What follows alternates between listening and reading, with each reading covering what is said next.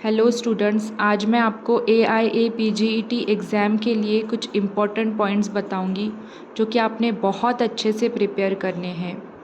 इन points को बिल्कुल skip मत करिए। इन पॉइंट्स पर मोस्टली क्वेश्चन बनते हैं। हमारा इस तरह से होता है ना कि हम बेसिक चीज़ें छोड़ देते हैं जो कि बहुत इजी होती है और टफ़ चीज़ों पर ज़्यादा फोकस करते हैं।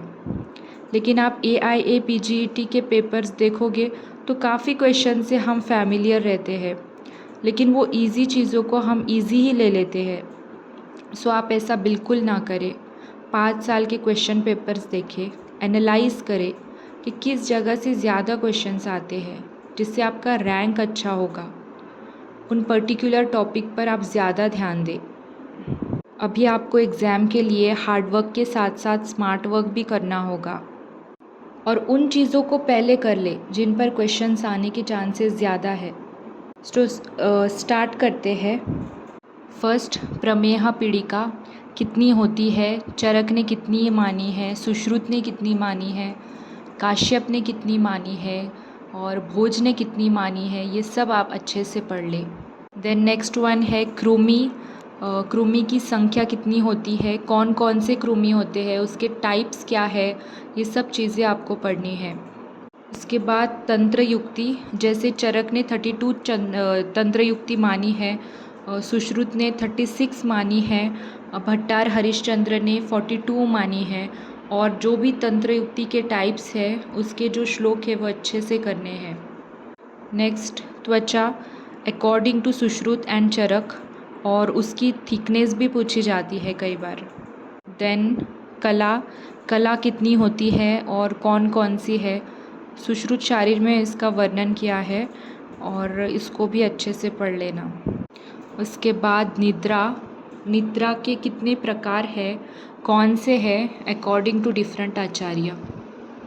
फिर मासानुमासिक गर्भवृद्धि डिटेल में आपको पढ़नी है और उसी के साथ साथ मासानुमासिक गर्भिणी परिचर्या कि कौन से मांस में गर्भिणी को कौन सा आहार देना चाहिए वो भी अच्छे से कर ले।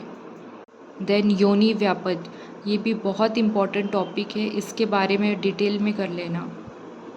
देन मूढ़ गर्भ, इस पर भी क्वेश्चंस पूछे जाते हैं। आपको लक्षण दे देंगे और पूछेंगे कि ये किस प्रकार की मूढ़ गर्भ का लक्षण है। एंड देन ग्रह, और ये काश्यप संहिता का इम्पॉर्टेंट टॉपिक है, इस टॉपिक को भी अच्छे से पढ़ लेना। फिर स्वप्न, स्वप्न कितने प्रकार के होते हैं, कौन से फल कार्य होते हैं, कौन से फल कार्य नहीं होते हैं, वो देख लेना। फिर अरिष्ट लक्षण जो कि चरक इंद्रिय में दिए हैं वो भी पढ़ लेना। उसके बाद देखते हैं गर्भ वर्ण, ये भी एक इम्पॉर्टेंट टॉपिक है और जो भी सूतिका से रिलेटेड पॉइंट्स है वो भी आपको याद करने हैं।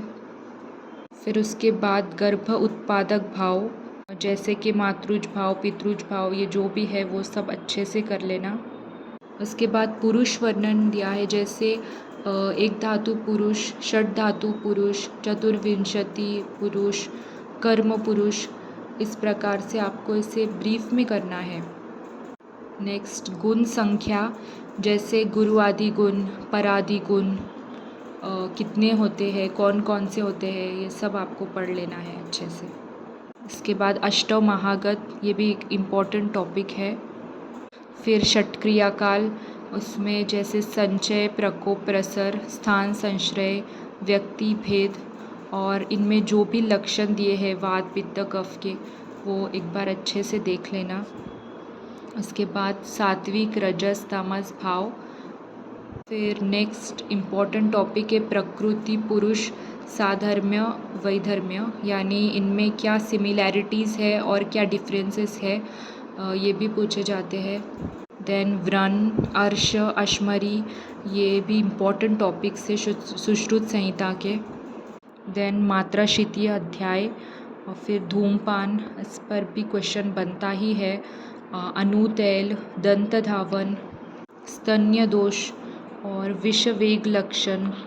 देन आमवात, आमवात के टॉपिक को भी अच्छे से करना, उसमें जो भी टिपिकल लक्षण है वो ज़्यादातर पूछे जाते हैं इसके बाद वात रक्त है, उसी में भी इसी तरह से अच्छे से पढ़ लेना, उसके जो लक्षणास है वो अच्छे से देख लेना। देन चरक अग्र संग्रह।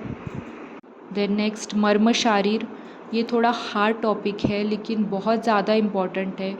इसकी जो भी संख्या रहती है या फिर जो भी प्रकार रहते हैं, कोई भी मर्म पूछ सकते हैं, तो उसको अच्छे से कर लेना।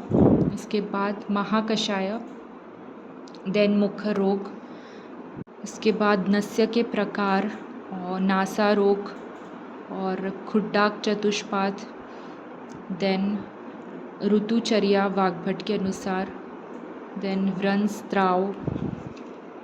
इसके बाद जो भी लक्षणास है, ऋतुमती, सद्यो गृहीत गर्भ और गृहीत गर्भ लक्षण, इसको भी अच्छे से पढ़ लेना। उसके बाद संतर्पण अपतर्पण जन्य व्याधि और सुश्रुतनुसार काल विभाजन। देन स्नेह अध्याय, स्वेद अध्याय, ये दोनों अध्याय पर मोस्टली क्वेश्चंस बनते हैं। और स्रोतस भी बहुत इम्पॉर्टेंट टॉपिक है। स्रोतस को तो बाय हार्ट आप कर ले। देन कर्ण व्याधन विधि, बंध के टाइप्स जो भी होते हैं, गाढ़, शिथिल, ये सब। इसके बाद चरक सूत्र स्थान के ये टॉपिक्स है, यवागु, तस्य शितीय, धारणीय अधारणीय वेग, ये सब अच्छे से करे। देन ओज, निदानार्थक रोग। नेक्स्ट यंत्र विधि अध्याय, शस्त्र, क्षार कर्म, योग्य सूत्रीय अध्याय, अग्निकर्म विधि। इसके बाद दोष धातु, वृद्धि क्षय लक्षण, सार परीक्षा, जलौका के टाइप्स जो होते हैं, निर्विष में कौन से है, सविष में कौन से है। देन रस गुण कर्म विपाक, फिर विरुद्ध आहार। ये सारे पॉइंट्स जो मैंने बताए हैं वो अच्छे से पहले करें और मेरे इस चैनल को सब्सक्राइब करें, ताकि आने वाले जो भी वीडियोस रहेंगे रिलेटेड टू AIPGT आप देख सकोगे। So thank you so much.